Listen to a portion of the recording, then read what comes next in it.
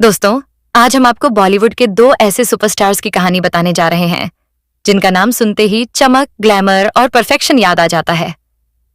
लेकिन एक वक्त ऐसा भी था जब एक ही फिल्म के सेट पर ईगो, पावर और इनसिक्योरिटी आपस में टकरा गई थी। बॉलीवुड में पर्दे के पीछे की कहानियां कई बार पर्दे पर दिखने वाली फिल्मों से भी ज्यादा शॉकिंग और दिलचस्प होती हैं। और ऐसी ही एक कहानी जुड़ी है मिथुन चक्रवर्ती और हेमा मालिनी से। साल था 1988। उस समय हेमा मालिनी को बॉलीवुड की ड्रीम गर्ल कहा जाता था। उनकी खूबसूरती, अभिनय और स्टारडम का जादू हर जगह चलता था। वहीं दूसरी तरफ मिथुन चक्रवर्ती उस दौर के बड़े मास सुपरस्टार बन चुके थे। उनकी फिल्में बॉक्स ऑफिस पर जबरदस्त कमाई करती थीं और उनकी फैन फॉलोइंग भी करोड़ों में थी। उसी दौरान एक फिल्म बन रही थी, गलियों का बादशाह। इस फिल्म में पहली बार इन दोनों बड़े सितारों को साथ में कास्ट किया गया था। फिल्म के डायरेक्टर थे शेर जंग सिंह। शूटिंग बड़े जोर शोर से चल रही थी और सेट पर हर कोई इस फिल्म को लेकर काफी एक्साइटेड था। फिल्म की कहानी में कई रोमांटिक और इमोशनल सीन थे जिनमें मिथुन चक्रवर्ती और हेमा मालिनी की केमिस्ट्री दिखाने की कोशिश की जा रही थी। दोनों ने मिलकर कई रोमांटिक और कुछ बोल्ड सीन भी शूट किए थे। शुरुआत में सब कुछ ठीक चल रहा था और फिल्म की शूटिंग बिना किसी परेशानी के आगे बढ़ रही थी। लेकिन तभी सेट पर धीरे धीरे माहौल बदलने लगा। मीडिया रिपोर्ट्स के मुताबिक मिथुन चक्रवर्ती ने डायरेक्टर शेर जंग सिंह से यह बात रखी कि फिल्म में उनके रोल को ज्यादा मजबूत और प्रभावशाली दिखाया जाए। कहा जाता है कि उन्होंने यह भी सुझाव दिया कि कुछ सीन ऐसे एडिट किए जाएं जिससे उनका किरदार ज्यादा हावी नजर आए। यहीं से विवाद की शुरुआत हो गई। बताया जाता है कि एडिटिंग के दौरान फिल्म के कुछ ऐसे सीन हटा दिए गए जिनमें हेमा मालिनी और मिथुन चक्रवर्ती साथ में नजर आने वाले थे। खास तौर पर कुछ रोमांटिक और इंटीमेट सीन फिल्म से चुपचाप कम कर दिए गए। जब यह बात धीरे धीरे इंडस्ट्री में फैलने लगी तो आखिरकार इसकी खबर हेमा मालिनी तक भी पहुंच गई। पहले तो उन्हें इस बात पर विश्वास नहीं हुआ, लेकिन जब उन्होंने खुद फिल्म के कुछ हिस्से और फुटेज के बारे में जानकारी ली तो उन्हें पता चला कि उनके साथ शूट किए गए कई सीन वाकई हटा दिए गए हैं। बस फिर क्या था? यह सुनकर हेमा मालिनी काफी नाराज हो गईं। गुस्से में वह सीधे फिल्म के डायरेक्टर शेर जंग सिंह के पास पहुंची और उनसे इस बारे में साफ जवाब मांगा। कहा जाता है कि उस दिन सेट पर माहौल काफी तनावपूर्ण हो गया था। कई लोग हैरान थे कि दो बड़े सितारों के बीच अचानक ऐसा विवाद कैसे खड़ा हो गया। कुछ लोगों ने इसे स्टार पावर की लड़ाई बताया तो कुछ ने इसे सिर्फ एक गलतफहमी कहा। हालांकि बाद में मामला धीरे धीरे शांत हो गया और फिल्म की शूटिंग पूरी की गई। लेकिन इस घटना की चर्चा लंबे समय तक बॉलीवुड के गलियारों में होती रही। ये कहानी आज भी उन किस्सों में गिनी जाती है जो बताते हैं कि पर्दे पर दिखने वाली चमक के पीछे कई बार कितनी बड़ी टकराव की कहानियां छिपी होती हैं। उनका सवाल बिल्कुल सीधा था, अगर ये सीन रखने ही नहीं थे तो शूट क्यों किए गए? क्या यह किसी कलाकार के साथ एक्सप्लॉयटेशन नहीं है? डायरेक्टर शेर जंग सिंह ने जवाब दिया कि हमने सिर्फ वही सीन हटाए जो फिल्म की कहानी के हिसाब से जरूरी नहीं लगे। लेकिन हेमा मालिनी उस वक्त यह जवाब सुनने के मूड में बिल्कुल नहीं थीं। गुस्से में उन्होंने फिल्म के दूसरे बड़े एक्टर राजकुमार से इस बात की शिकायत कर दी और यहीं से कहानी ने एक बड़ा मोड़ ले लिया। राजकुमार अपने दमदार अंदाज और बेबाक स्वभाव के लिए जाने जाते थे। कहा जाता है कि उन्होंने बिना किसी झिझक के हेमा मालिनी का साथ दिया और डायरेक्टर को साफ शब्दों में फटकार लगा दी। सेट पर मौजूद कई लोगों के मुताबिक उस दिन माहौल काफी गर्म हो गया था और सभी लोग इस टकराव को देखकर हैरान रह गए थे। बताया जाता है कि इस पूरे मामले के बाद मिथुन चक्रवर्ती और हेमा मालिनी के रिश्तों में कुछ समय तक करवाहट भी रही। हालांकि वक्त के साथ सब कुछ धीरे धीरे सामान्य हो गया, लेकिन इस घटना ने दोनों के बीच एक अनकहा सा डिस्टेंस जरूर छोड़ दिया।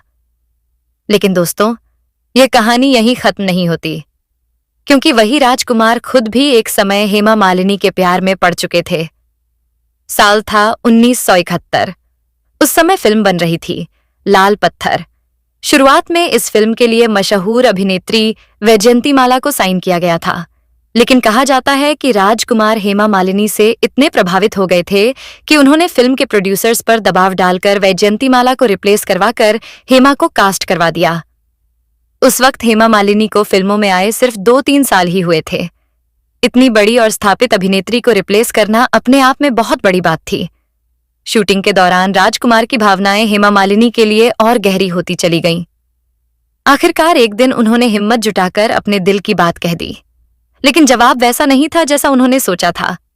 हेमा मालिनी ने बहुत शालीनता से कहा, मैं आपको पसंद करती हूं, लेकिन मैं आपसे प्यार नहीं करती। बस यहीं एक और दिल टूट गया, और यह आखिरी दिल नहीं था जो हेमा मालिनी के लिए धड़का था। मशहूर अभिनेता संजीव कुमार भी उनसे शादी करना चाहते थे, लेकिन उस समय हेमा मालिनी पहले से ही धर्मेंद्र से गहराई से प्यार करती थीं।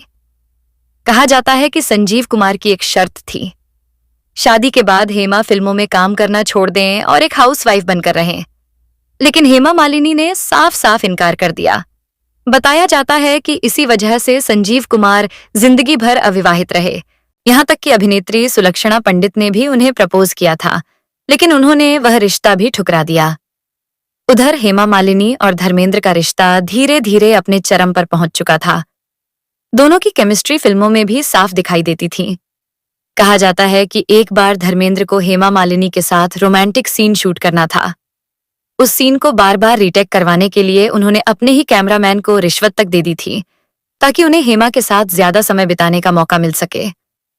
लेकिन इस प्यार की राह भी आसान नहीं थी, क्योंकि धर्मेंद्र पहले से ही शादीशुदा थे और उनकी पहली पत्नी तलाक देने के लिए तैयार नहीं थी। आखिरकार धर्मेंद्र ने एक बड़ा और बेहद विवादित फैसला लिया। उस समय उनकी पहली शादी पहले से हो चुकी थी और उनकी पत्नी तलाक देने के लिए तैयार नहीं थी। लेकिन दूसरी तरफ उनका प्यार हेमा मालिनी के लिए दिन प्रतिदिन और गहरा होता जा रहा था।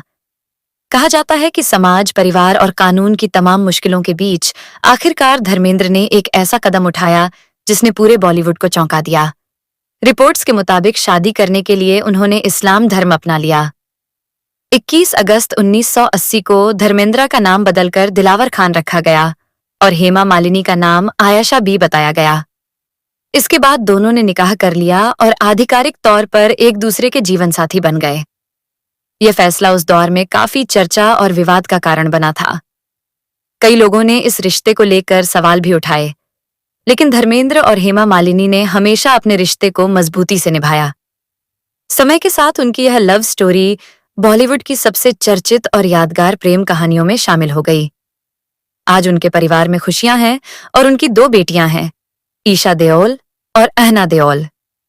दोस्तों, यह सिर्फ एक लव स्टोरी नहीं थी, बल्कि एक ऐसा सफर था जो कंट्रोवर्सीज, टूटे दिलों, सामाजिक दबाव और बड़े-बड़े सैक्रिफाइसेस से गुजरते हुए आखिरकार अपनी मंजिल तक पहुंचा। वैसे दोस्तों, आपको मिथुन चक्रवर्ती और हेमा मालिनी की जोड़ी कैसी लगती है? क्या आपको लगता है कि अगर इन दोनों ने और ज्यादा फिल्मों में साथ काम किया होता तो यह जोड़ी भी बॉलीवुड की सबसे यादगार जोड़ियों में शामिल हो सकती थी? अपनी राय हमें कमेंट में जरूर बताइए। और अगर आपको बॉलीवुड की ऐसी ही अनसीन, अनटोल्ड और पर्दे के पीछे छिपी दिलचस्प कहानियां जानना पसंद है तो इस वीडियो को लाइक जरूर करें। साथ ही हमारे चैनल स्टार मनोहर बॉलीवुड को अभी सब्सक्राइब करें और बेल आइकन को भी दबा दें, ताकि बॉलीवुड की ऐसी ही मजेदार, चौंकाने वाली और अनसुनी कहानियों का कोई भी वीडियो आपसे मिस ना हो।